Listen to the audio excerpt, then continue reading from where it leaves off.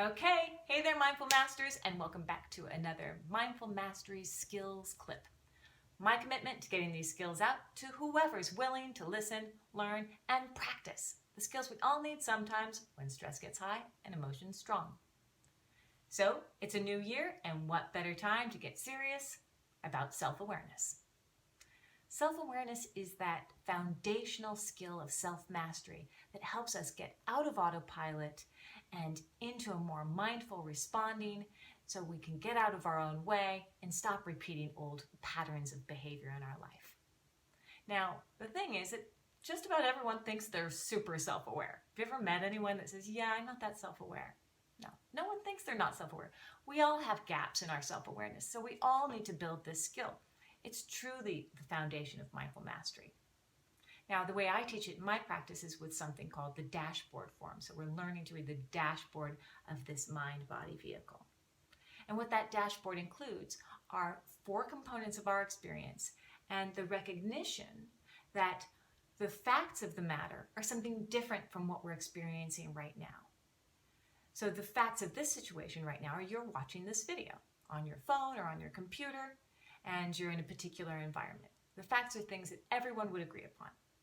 Now, what you take away from these facts are interpretation thoughts, related emotions, related bodily sensations, and an action tendency or impulse. Those 4 pieces, right? So right now, can you practice noticing that in relation to the facts of this situation, you might have particular thoughts, judgments, or time-traveling mind to the future or the past, or maybe you're just kind of spacing out while you're watching this to avoid some work responsibility. Let's just notice, be mindful of that.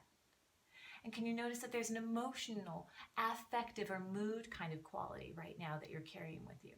Did you know that actually research shows that if you get good at labeling your emotions, this activates a part of the brain that helps you to sort of manage the emotion better or dampen it a little bit? So it's really important to get good at labeling your emotion. What mood state would you say you're experiencing right now? If you're having trouble finding that word, make it an intention to start practicing doing that. Next, let's notice our bodily sensations. What bodily sensations can you be aware of right now? Now, if you say nothing, we might have to get you to the hospital because there's always something going on in our bodies. Can you feel your bottom in the chair? Your clothing on your skin? Any temperature or tingling? Practice noticing your physical experience. And notice how when you do that, you kind of really get very present, because while minds time travel, bodies don't. So we've gone from thoughts to emotions to bodily sensations. And now notice your impulse. Is your impulse to click stop on this video? Or is your impulse to hear more? Is your impulse to click I liked it or didn't like it? Notice that too, because usually it's the impulses that get in our way of staying committed to our values and our goals in our life. Practicing awareness of these 4 pieces of your experience as something separate and different from the facts of the situation is true mastery, is true self-awareness.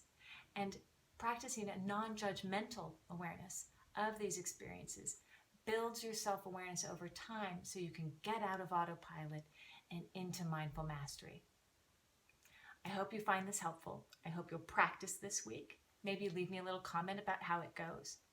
Most importantly, I hope you find this helpful, and may you be well.